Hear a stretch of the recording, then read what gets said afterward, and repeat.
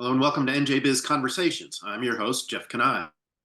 My guest today is Angelo Genova. He is the founder and chairman of Genova Burns in Newark, one of the state's most prominent and high-powered law firms. Angelo, welcome. Thank you, Jeff. I'm very enthused and privileged to be able to spend some time with you. Oh, well, thank you for taking the time. I appreciate it. Now, we spoke earlier briefly at the Newark Summit, the Newark Real Estate Summit earlier this year, and I wanted to start by picking up a little bit on some of what we were talking about there, mainly because the city of Newark is a subject that I'm endlessly interested in, and I'm wondering why other people should be interested in Newark. It's the state's largest city. Why is its economic health so important to the economy overall of New Jersey? This is kind of sort of one of the themes that ran through a lot of the conversations I had that day. What's going on in Newark, and why should the rest of New Jersey care? Why is Newark? That's a really great question. Why should the rest of the state care?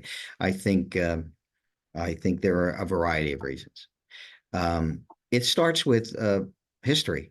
If we're to preserve, if our to preserve our sense of history of who we are as a state and New Jersey's industrial tradition, its commerce tradition, its business tradition, its ethnic tradition, diversity traditions, they all trace back to Newark. You don't have to spend a lot of time pursuing the history books to understand the role Newark played in the revolutionary period, Sure. in the Industrial Revolution, in the civil rights movement, and all roads lead to Newark in so much that's about New Jersey. So I would start there. Okay. From a modern day point of view, in many respects it's a consequence of what I just described. It's the epicenter of so much. It's the epicenter of our major infrastructure. It's the epicenter of our tourism business in the sense that people come in and out of our state. It's the hub of our transportation systems. It's the hub of our emerging internet and broadband systems. Its proximity to New York is compelling in terms of benefiting from the commerce there, and it is the platform for our port. So there's that component. The other piece is the challenges, the socioeconomic challenges of our state. I forget which mayor said it, but addressing the issues, the urban challenges of Newark, is tantamount to addressing the urban challenges of America. And to the extent that we have in Newark the promise of a city that has yet to be fully realized, and the challenges of both race issues and socioeconomic issues that continue to face an urban setting, New Jersey should want to address those. And New Jersey's addressing them is a contribution to establishing paradigms and formulas for addressing socioeconomic issues that could serve the rest of our country and no doubt will serve our state. One glaring example is public education. How we address public education, and Newark's a preeminent Abbott district, and did the experiment of control by the state play out, or is the public education better served? How charter schools play out. So you have this microcosm of very much of what's New Jersey, and a petri dish, if you will, for the resolution of social and economic and race issues that could serve the balance of our state as well as the country. So why should we be concerned? We should be concerned because we own Newark as a state. It's part of the fabric of who we are. It's integral to our economy. Our major institutions are here. Our courts are here. Our universities are here. Our principal technical schools here. Our major corporations of consequence are here. Audible, Prudential, among others. So yeah, I think we should own Newark, and not view it in isolation, but part of the fabric of our state. Right. I mean, as you say, it's a transportation hub. I would imagine people who live in North Jersey, at least, have to at least pass through Newark fairly regularly. What's going on there, the vitality or the vitality that's returning should be evident, I would think, to most people.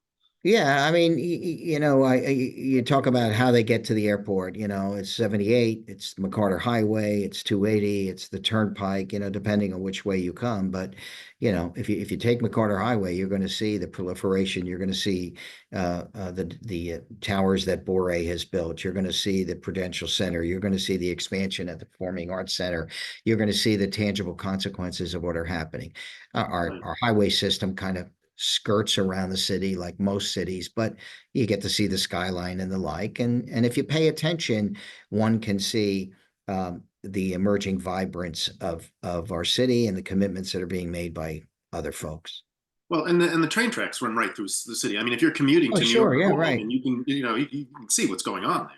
Exactly. Yeah, exactly. You just reminded me because I have friends that take the line in from, I guess it's the Montclair line, and they comment on seeing my building here in Newark with our name emblazoned on it. So yeah, they get to see what's happening, and I get a little bit of free advertising. So Okay. All right. So let's talk a little bit about some of those tangible achievements. How would you assess the city's performance in economic development in recent years, particularly coming out of the pandemic, where a lot of urban areas sort of had difficulty adjusting to the new reality of not so many people coming downtown, for example, to work? What is it like now in the city? What is it like working there, and what is it like as you walk around since you're in the middle of it? right. What are you seeing, and what should we be looking for? I see mixed. I see some really good, and I see some things that are slow to reach fruition. On the positive side, I see groundbreaking at the Performing Arts Center for its expansion there. I see groundbreaking for another Bore Tower along the river. I see commitments made for the development at the old Newark Barracks site. Construction equipment was moved in just a few weeks ago. The tower is going up. The Halo Tower is going up as we speak, and plans are for the second tower.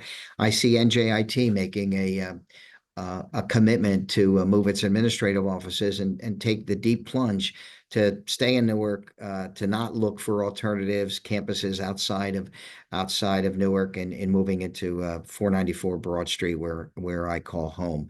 I see Audible regularly committed to investing time, energy, and personnel. What I see that is the most impressive to me on the positive side, I see a level of acumen, competence, passion, and enthusiasm in the administrative bureaucracy that I didn't see in the Okay. past. I give very high marks to the Deputy Mayor, Allison Ladd, and high marks to the mayor for having chosen her. But she's somebody that brings a great deal of understanding of urban development, and she's very measured, she's capable, she's built a good team, and she's helped in the progress. uh, on the downside, if you will, and the slow side, I think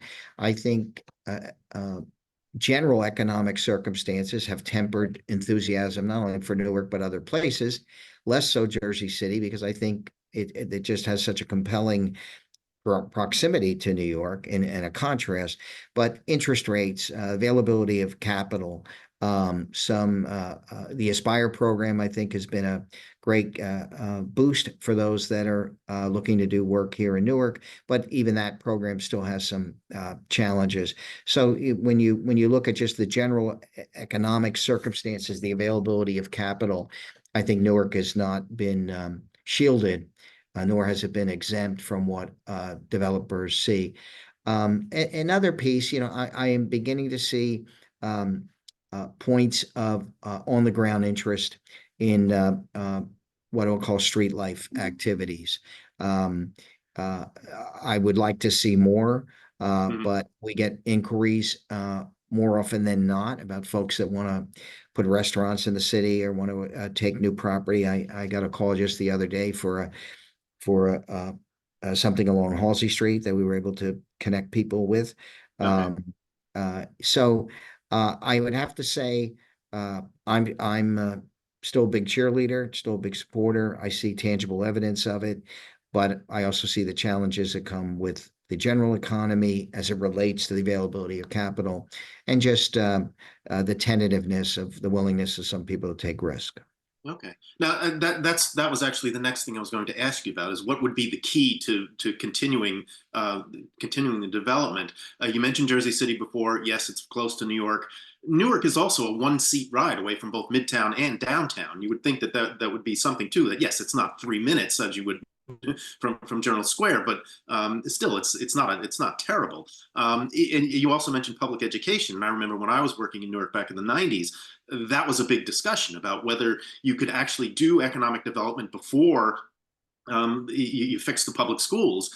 Then the question was, well, how do you fix the public schools without economic development? It was sort of a chicken and egg thing. Where do you come down on this? What is going to be the key, or what is the most important factor that may be missing now that policymakers should be focusing Well, I wish I had the answer to that, but on? I guess I would take a step Well, we back. come with the hard questions here, Yeah, so yeah, well, they are, and that's a hard question, but I'll give you my observation, my reaction. I start by putting myself in the shoes of a young person starting a family uh, uh, in a middle market job, if you will, looking for middle market housing. And the questions I asked when I was in that situation many years ago, where do I settle? What is my quality of life going to be? What is my housing going to look like? What schools are my children going to go to? What options do I have? What nightlife options? What quality of life options? What do recreational programs look like? And I think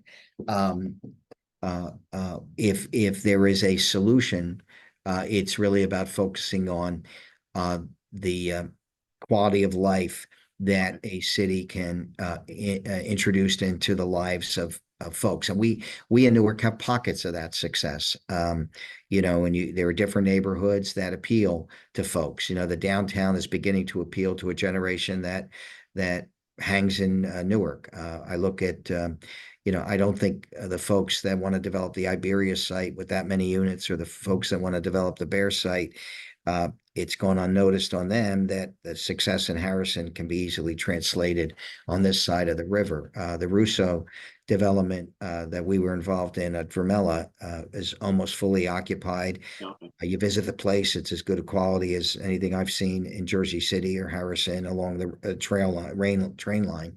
And I think the North Broad Street station has been understated and offers a 19-minute ride into town. So Mhm.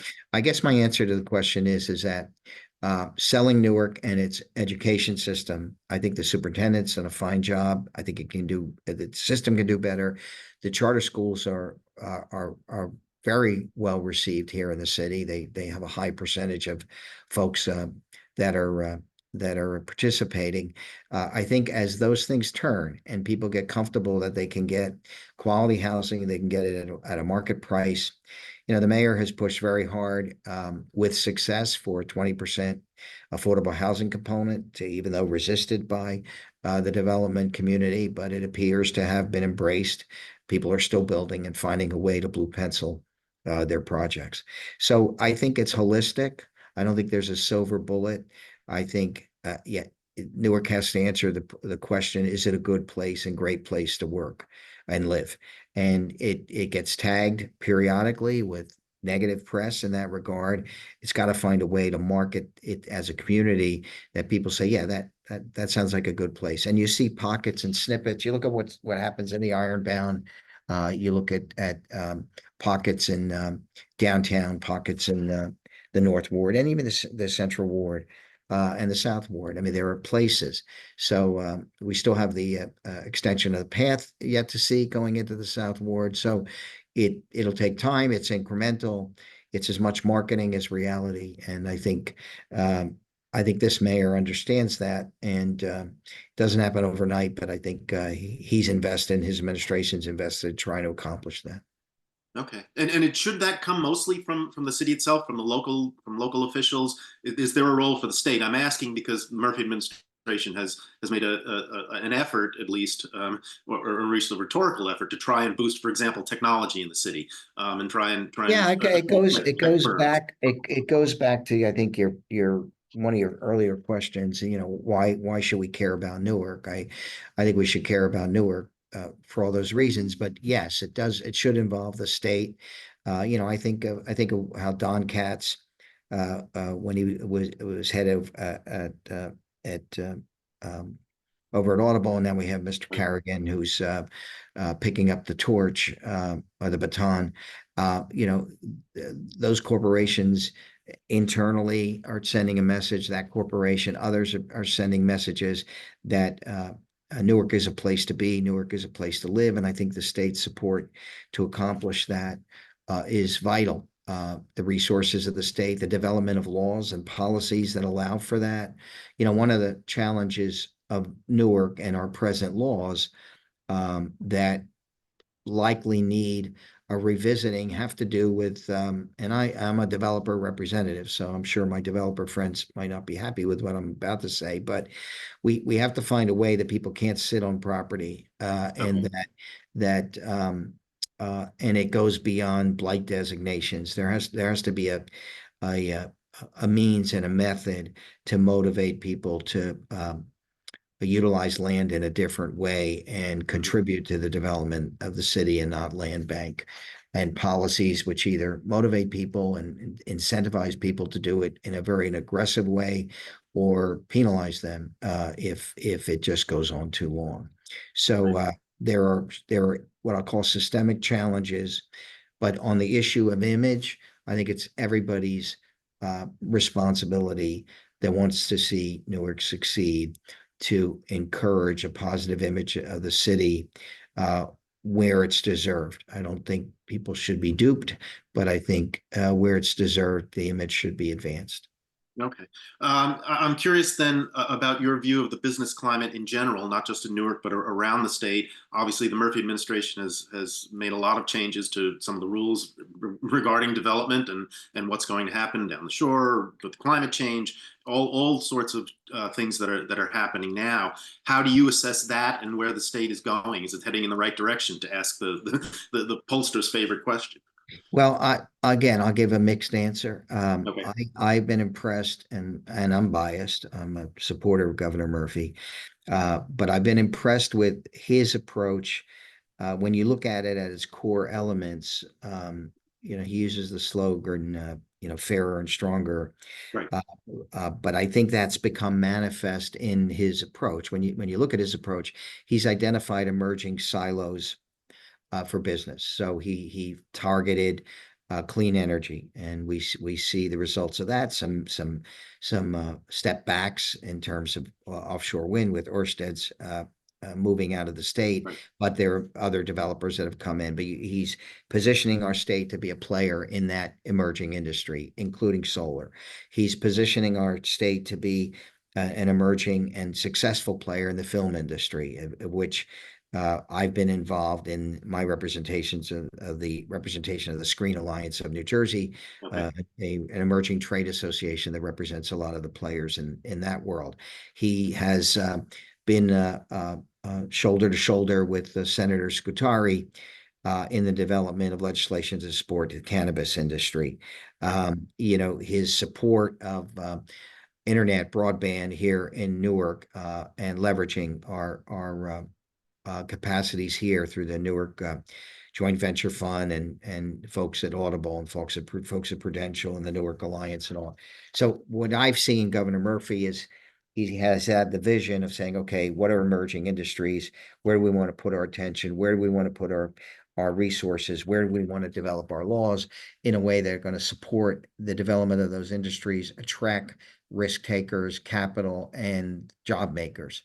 Um, I do think, and these are my personal sentiments, not the sentiments of him or his administration, but representing a lot of institutional clients, which is what I do. I think the regulations Right. can be a challenge at time. I have concerns about whether we are overregulated and whether those regulations are becoming impediments to business people that might, on first blush, want to take risk in New Jersey for all the wonderful things it offers, the variety, the diversity, the culture, the education, all the things that the governor talks about.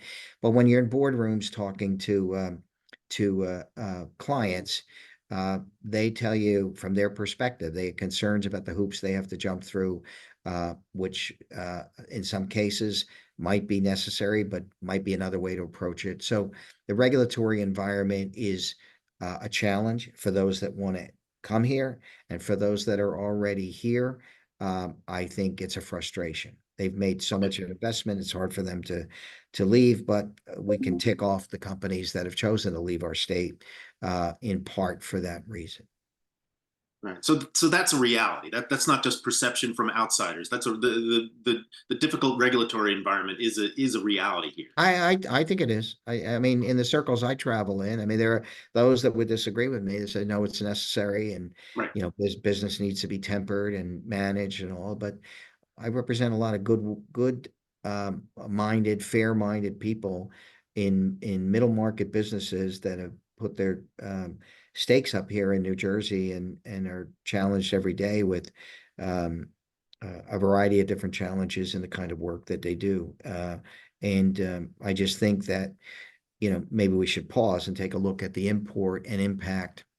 I mean, NJBIA has been a great advocate in this space of trying to get our legislature and this administration to pause and take a look at things as they deliberate on the adoption of a new rule, a new regulation, and not every problem gets solved by a regulation. Sometimes it gets solved by a conversation. Okay. And that's sort of that argument, the regulatory and affordability argument is sort of the counterweight to the advantages that the administration always touts in New Jersey: the infrastructure, the skilled workforce, proximity to markets. Affordability then becomes the big problem, and that mainly a function of that regulatory environment. I mean, I think regulatory regimes add additional costs. Right. There are other, corporate tax rates, taxes on your employees. The elimination of the SALT tax had an impact Of on course. companies. I think it's a combination of all those things, but I don't. I think it's not an insignificant contributor to choices. I mean, I can't pinpoint to you, Jeff, what I've read recently, but there isn't a few months that doesn't go by that some magazine is, I think I was watching, I was CNBC does their annual, states to do business Right. in, and, New Jersey wasn't really right up there, and Forbes does the same thing, and a lot of people do. And I spent a good deal of time in Pennsylvania. I own a home there. I'm a resident of New Jersey and here more often than not, but I do spend a good deal of time in the Lehigh Valley, Mhm. and I see the differences in terms of tax structure, in terms of approval process, land use process, the ability to move things and develop. I've watched places like Bethlehem and Easton and even Allentown uh,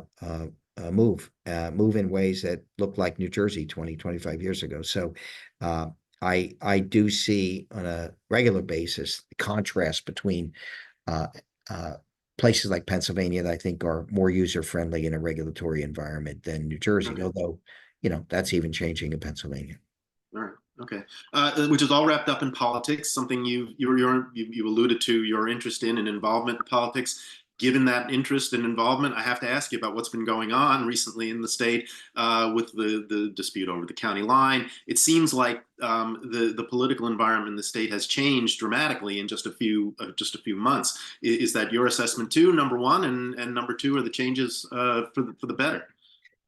Well, in the interest of, I won't call it disclosure, I was one of the lawyers that defended the ballot Right. line in the sense that I defended several county clerks that have to administer that.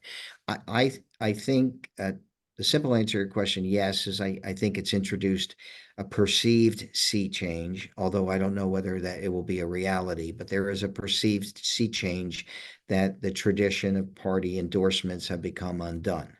Uh, Mhm. when you get beyond the perception, I don't think it's as simple as that. I think the legislature ultimately will begin to address it. But at the core of this issue on the ballot line is the ability of party leaders to endorse candidates in primary elections and reflect that endorsement on the ballot. That's Okay. really what it's about. And, we talk about lines, we talked about how they're structured. And the law that was challenged provided a means to tell the primary voter, this is who we, the party leaders, believe should be our candidate. You can vote for others, but these are the people that we think should be our candidate.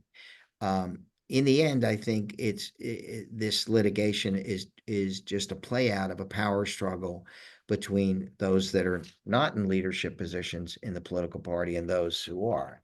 And what has gotten lost on the public, I think, generally in the journalistic community, is this is all in the context of a primary election. Right. Parties are private organizations. People that participate in primaries are people that choose to be part of those private organizations. You, if you're not registered as a Democrat or a Republican, can't vote in a primary. Right. So more and more people are declining to identify themselves and register in that way. So, should party leaders be able to tell party members, this is who we think would be our candidates? I mean, the classic example of that is what's happening in the presidential race. I mean, delegates are going to choose who the candidates are. Right. So that was part of your question, I guess, was the ballot line. And I guess you had another piece to it, which I'm trying to remember. You asked It was about, just basically what you thought of what was going on, and whether the changes yeah, were better or worse, really. yeah. I think whether or not they're better or worse, I think is the verdict's still out. Okay. That's my opinion, because I do think that, and I'm a partisan, so and an institutionalist, so I'm revealing my sensibilities here. But my view is that there is value to political party structure, there is value to political party leadership, and value to political party discipline. I think can there be reforms as to how people participate in the process? Yes, there can be. There always are. I came up as a reformist many years ago. At the same time, I don't think what's the expression? You throw the baby out with the bathwater. I think it requires more of a deliberative thinking than one litigation and one or two oral arguments on the constitutionality of the statute. But I do think it has created, on a practical level, the fissures that have existed in the emerging fissures in the Democratic Party between the progressive wing and its centrist wing were revealed in a significant way. And I think they'll continue in succeeding elections in the less so. I mean, we saw it in the Senate race, and I think we'll see it in the gubernatorial race. Okay. All right. You've been very generous with your time. I just want to ask you one more thing before I let you go, and that is about the state of the legal business in New Jersey. What is it like doing business in a law firm now, and how's your firm doing? Well, I I'll talk globally for a moment. Okay. I think the legal business it continued to be on a trajectory of behemoth law firms. The parochialism that existed when I began practicing law is not the same. Major national law firms have footprints in New Jersey and compete with firms that are Jersey centric like mine, although we venture into some other jurisdictions at times. But they're becoming corporate-like in nature. And that, I think, has created an environment where people are much more portable, people are much more transient, that you see on a daily basis, people coming and going from law firms. So I think that New Jersey has not been exempt from that Right. consequence. And I think even our largest law firms, among them, I cite Lowenstein, which I think is New Jersey's premier homegrown law firm in the marketplace. Mhm. They've grown quite successfully, and I admire the firm and their leaders. That I think that they had the prescience to understand that it was a more national platform and have moved in that direction. But I think you see other New Jersey law firms that have been Jersey centric, either folding into national law firms or having a diminished role and not having access to uh, uh, major national institutional clients in Right. the same way that we might have years ago.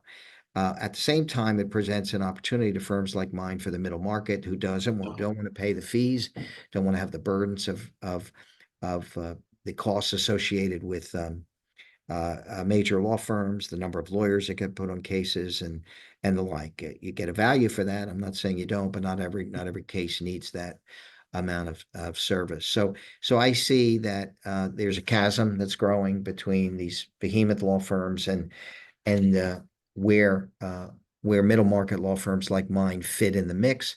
And it relates to the economic question that you mentioned, because uh, to the extent New Jersey's economy remains or continues to be viable, it's good for middle market parochial firms like mine. My firm's doing fine. We've had our challenges like a lot of other law firms of late, but I feel very good about the fact that we are part of the institutional legal fabric here in the state. I like to think we have a brand that attracts independent of individuals, and we are doing quite well and are very happy about it. Very good. Well, we will leave it there then on that note. Angelo Genova, the founder and chairman of Genova Burns, thank you very much for taking the time today. I really appreciate it. And I hope you'll come back and continue this discussion. There's a lot we could cover, which we didn't. So, Yeah, I enjoy this a lot. It got me away from my desk so I can think okay. about broader things, Jeff. All right. Good. Good. Very good. Thanks again. And thank you all for watching. Until next time, stay safe, everyone. Thank you, Jeff.